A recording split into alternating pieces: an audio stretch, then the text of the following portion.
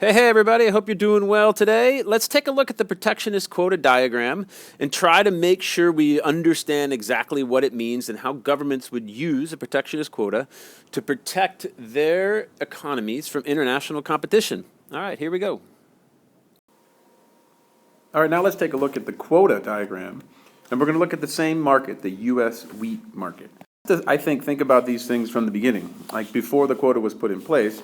What exactly was the situation in the wheat market for the wheat market in the United States? Well, before the market was opened up to world suppliers, you know that the supply curve for the domestic wheat is here, and you know that the demand for domestic wheat is represented by the demand curve here. Okay, but then once the United States opens up its markets to the to the world producers, then we see that there's a new supply curve at this price level of PW.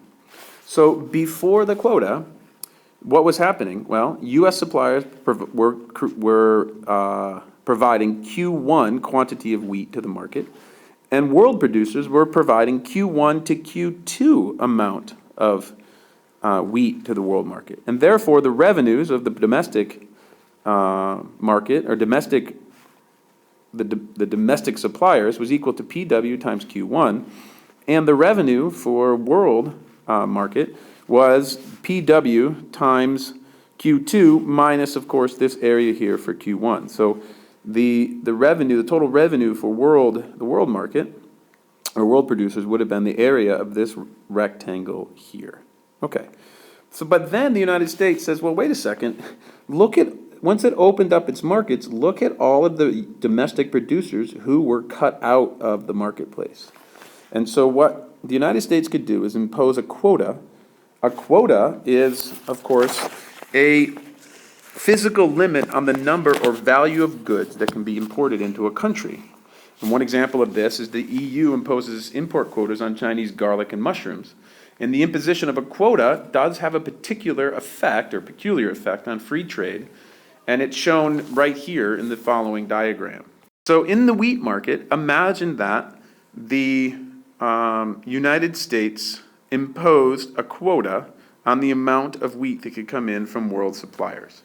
Before the quota is imposed, right, Q2, right here, is the wheat purchased at a price of PW, as we just talked about. Domestic supply would be at this quantity, Q1, and importers would supply the rest, Q1 to Q2. But now if the quota isn't put in place, and this quota is decided at a difference of, the quota is decided at Q1, Q3. In other words, at Q3, no more importation is going to be allowed by the United States government. Domestic producers, what would happen? Well, they would still supply Q1 quantities at the price PW, and the importers would produce the quota of Q1, Q3. But then once you get to Q3, of course, something interesting happens. Okay. Once this has happened, there's an excess demand, and you can see this. The excess demand is the difference between Q2 and Q3, and at that price level, so the price begins to rise. And what's it going to rise to? It's going to rise to the price quota. As the price rises, importers are no longer allowed to supply more wheat because they have filled their quota, and therefore domestic producers begin to enter the market, attracted by the higher price of wheat. The domestic supply curve has in effect shifted outward, right? Or to the right.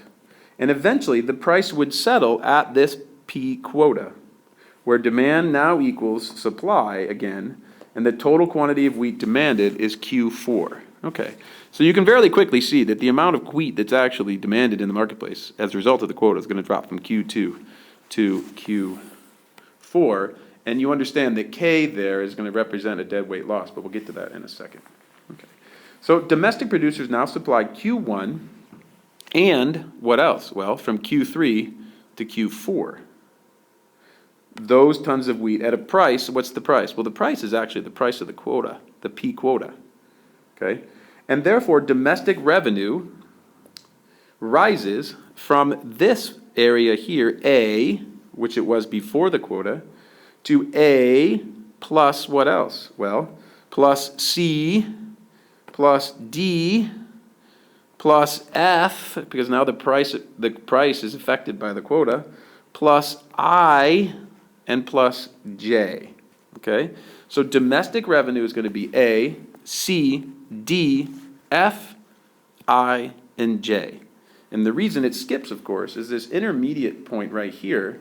The revenue for B, G, and H is going to be taken up by foreign producers.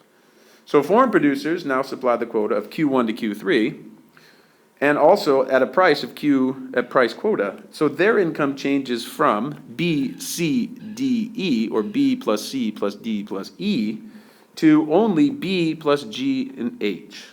Okay?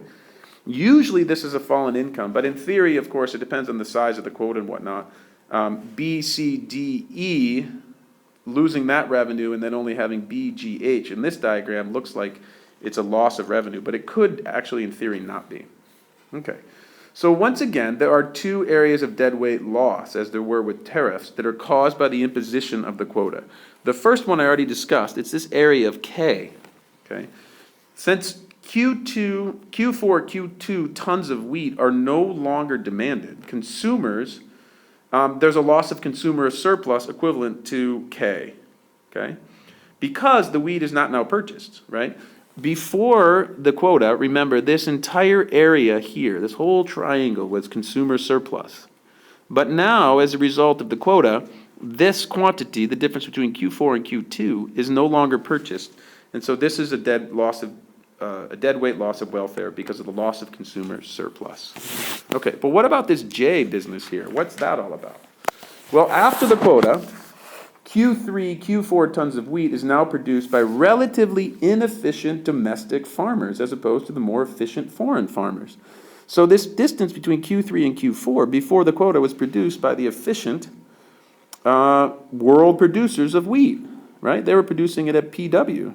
But because of the quota, now this quantity from Q3 to Q4 is produced by domestic producers who are relatively inefficient. And so foreign farmers would produce this quantity for a minimum revenue before foreign farmers would produce this produce this wheat for revenue of CD, whereas now domestic producers need the minimum revenue of C plus D plus J, right? And therefore, J represents the inefficiency of the domestic producers and a loss of world efficiency, since more of the world's resources are being used to produce the wheat than are necessary. And therefore, this is another example of a dead weight loss. Okay, I hope you found this video to be helpful, and we'll talk to you in a bit.